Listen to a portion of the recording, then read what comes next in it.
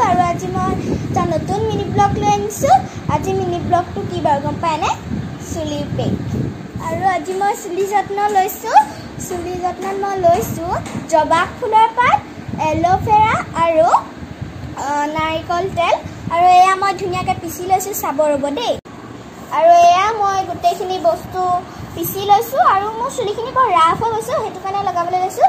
এনেকুৱা ব্লগটা মই কৰিছিলোঁ। এয়া পিচি লৈছোঁ তিনিওটা বস্তু মিক্সিত।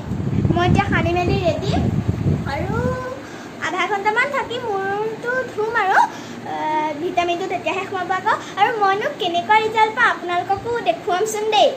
আৰু যদি ভাল হয় আপোনালোকক গা পা ধুই ভাত চাত খাই এতিয়া আজৰি হ'লোঁ। আৰু মোৰ চুলিকোছা চাওকচোন, মোৰ মতে চিল্কিয়ে লাগিছে আৰু বেয়া হোৱা নাই, ৰিজাল্টটো ভালেই হৈছে।